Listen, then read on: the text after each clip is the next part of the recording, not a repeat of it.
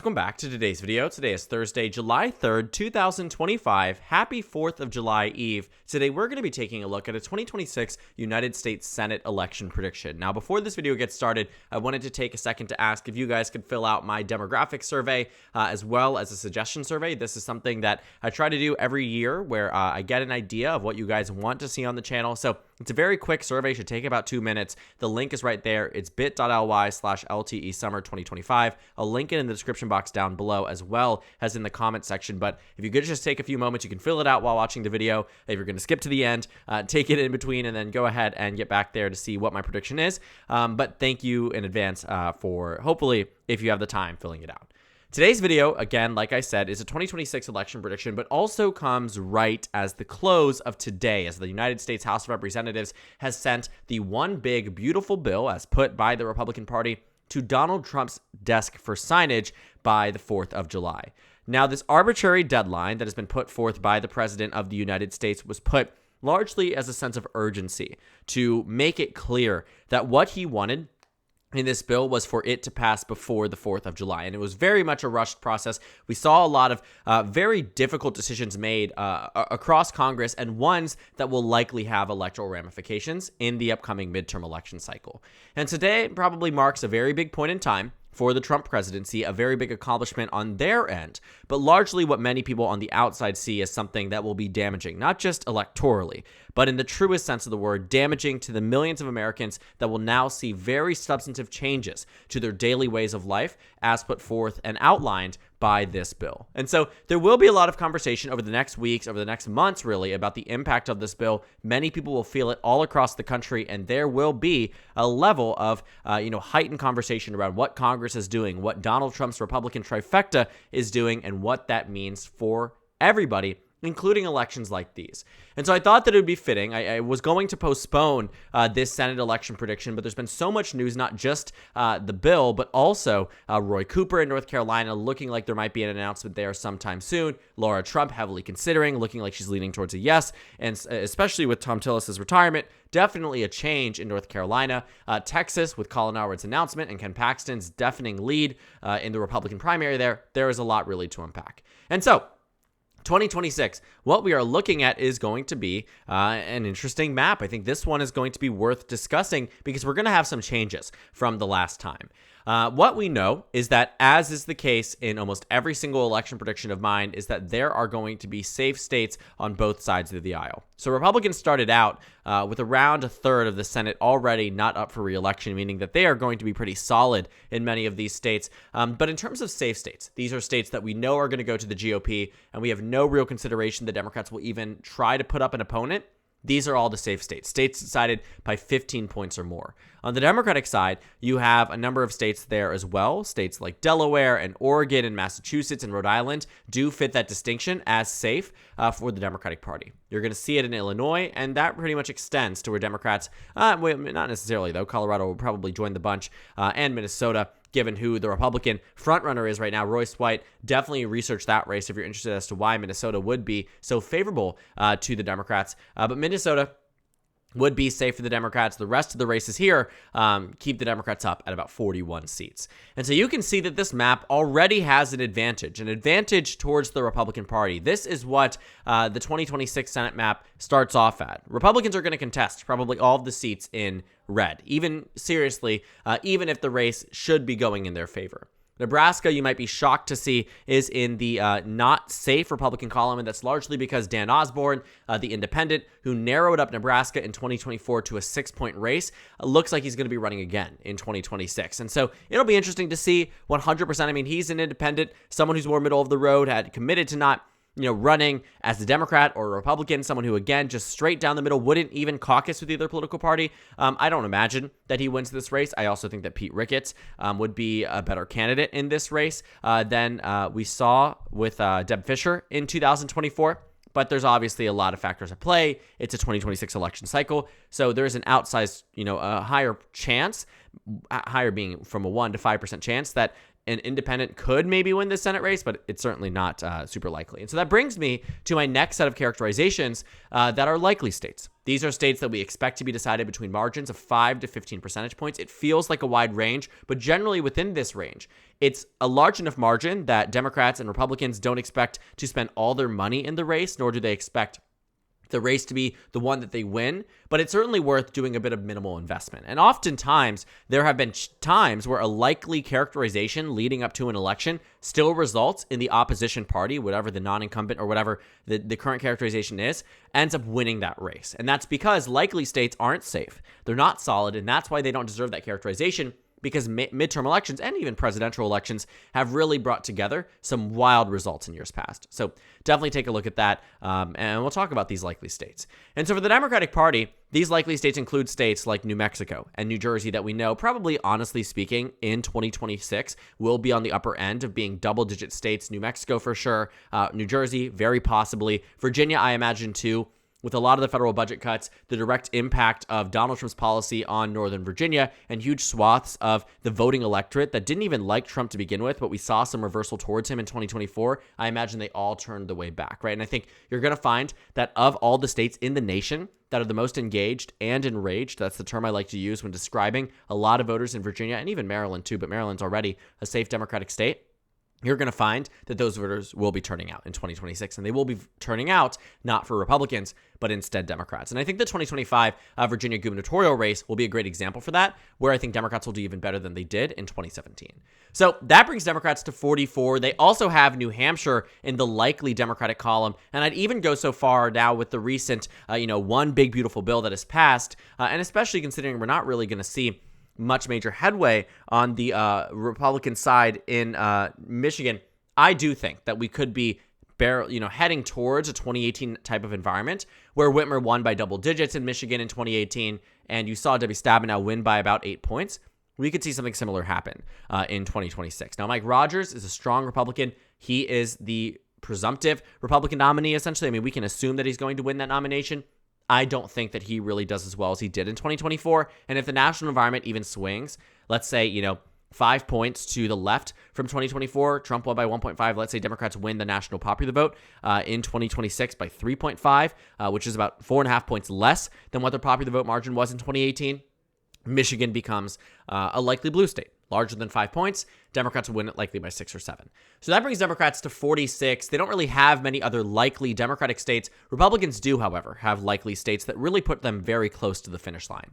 These are states like Alaska and Nebraska and Iowa and Ohio, which at face value seem, these are states that Democrats have tried to contest. Alaska, they actually held a Senate seat as recently as 2015, so it's not too far out of the equation that Democrats could win it with somebody like Mary Peltola or another strong Democrat. Chances are it's not happening in 2026. I just think it'll narrow up just slightly. And Donald Trump didn't win the state by a safe margin, so I don't imagine in a less favorable year, i.e. 2026, that Alaska would be a state won by a safe margin. For Nebraska, again, it's the Dan Osborne effect. Don't know if it really will pan out to happen. If Dan Osborne opts to not run in the race, Nebraska immediately moves back to being a safe red state. But Iowa and Ohio, I'd be interested to see what happens with Iowa with Joni Ernst. It really doesn't seem like there's much gaining on the Democratic side in terms of traction. That gubernatorial race looks like a much better option, but we'll see. We'll track it. We can watch it because Iowa sometimes does narrow up. It was about a 5.6% margin for Joni Ernst back in 2020 when Donald Trump nearly won the state by 10 points.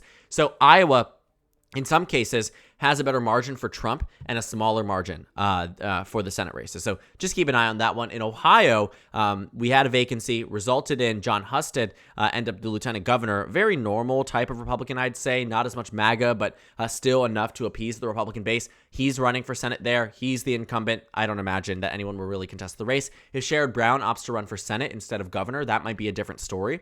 But I don't think that's going to be the case, and it very much seems like Sherrod Brown's leaning towards a gubernatorial bid, which keeps Ohio pretty solidly in the likely Republican column.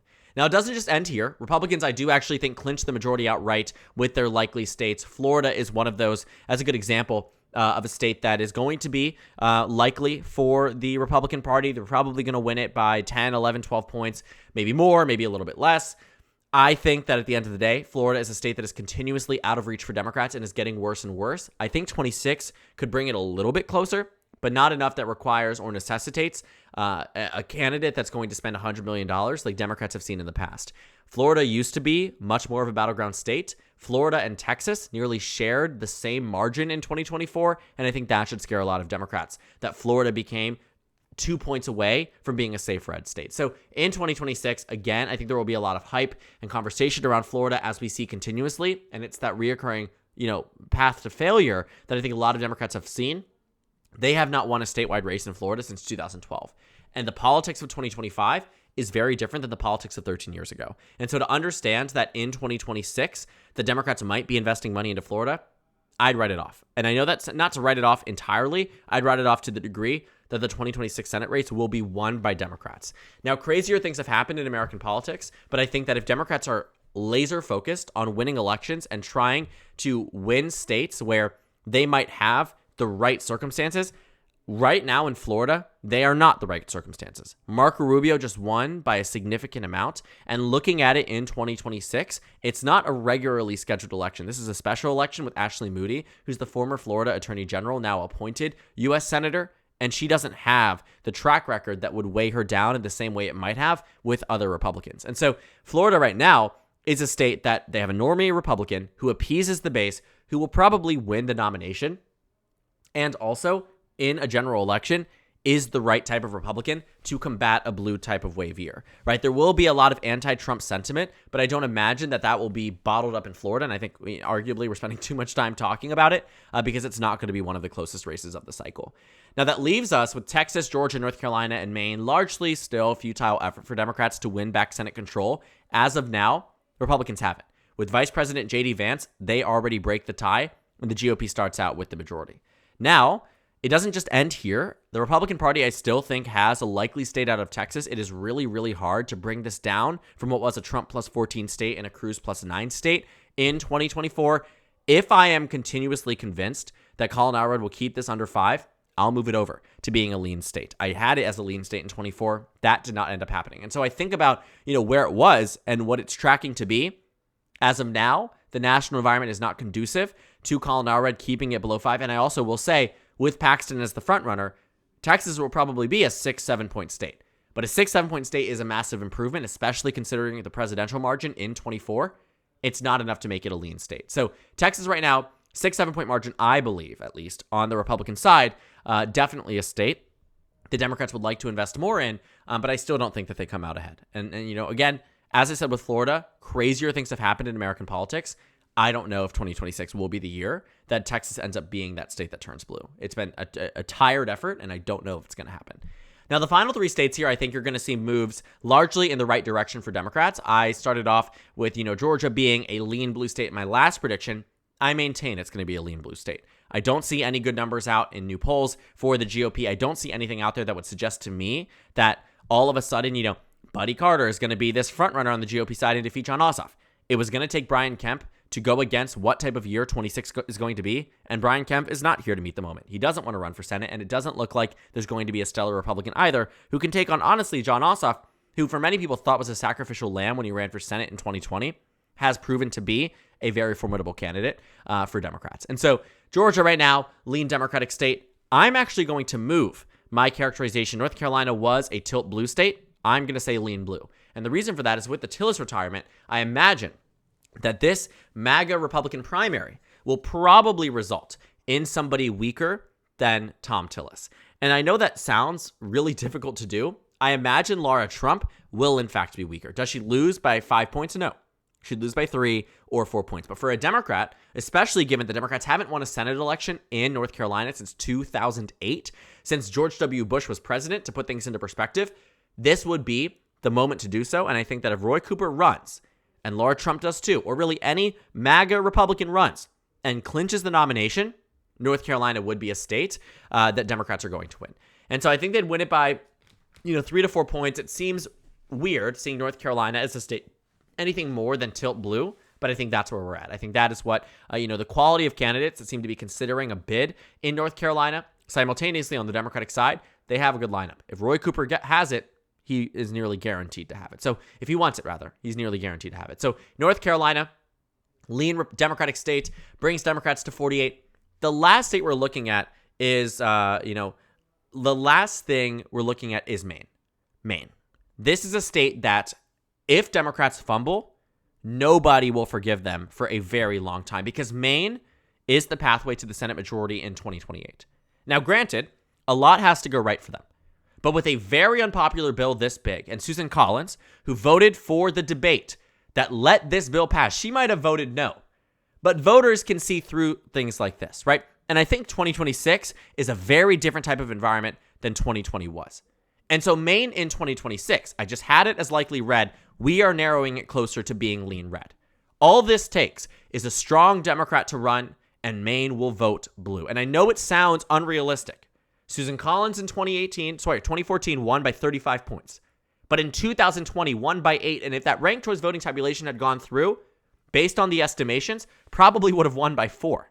And so you see the massive reductions that have taken place. The most recent poll from the University of New Hampshire in Maine has her at a 14% approval rating across the state. A May poll from Public Policy Polling has a 25% approval rating for Susan Collins. You don't win re-election with numbers like those, especially in what is expected to be a Democratic wave year. The partisanship of states catches up to Republicans and Democrats alike and has continued to do so in the day and age of Donald Trump's politics. Just ask Joe Manchin how his re-election bid went in 2024. It didn't happen. Why? Because he knew he couldn't win. Ask John Tester and Sherrod Brown what it was like running as a Democrat in a state that Donald Trump won by double digits on the presidential level. Both of them lost. Yes, narrowed down the margin, but lost nonetheless. Ask Joe Donnelly in Indiana. Ask Claire McCaskill in Missouri. Ask Heidi Heitkamp in North Dakota. Even ask Bill Nelson in Florida. Ask all of these people that if it was Obama era, Bush era, especially Clinton era, they would have won because they did win in these old ages. And looking at it too, from that other perspective, in 2020, ask Cory Gardner how his reelection went in Colorado. Did he win as the Republican incumbent? Absolutely not. He lost the Senate race. Why? Because Biden was winning the state by 14. He was not outrunning Biden by 14. Nobody was. Nobody outruns the presidential ticket by this much. And Kamala Harris won Maine by about 7-8 points. It's not going to be a state that Susan Collins will outrun. And so I leave it with this. The map here is not conducive to Democrats winning the majority in 2026, but it is conducive to setting them up to do so in the next presidential election. And so seeing this, 52-48, Democrats can seemingly, in their best case, bring it to 51-49, Republican advantage, which would bring them again well within reach of winning the Senate majority in 2028. And so a lot has to go right, but Maine right now is sticking out like a sore thumb, quite literally at the top right of the United States, right? You have to look at that and say, wait a second, why is this state red? And Democrats have to look and say, it's because of us. It's because of them. All these things that really circle back to lacking a quality candidate in Maine right now. And so 52-48, I would say the dark horses of this entire cycle on both sides, probably a state like Jersey or Michigan for Republicans. For Democrats, probably Iowa and probably Texas. But so far, the races are panning out largely how you'd expect.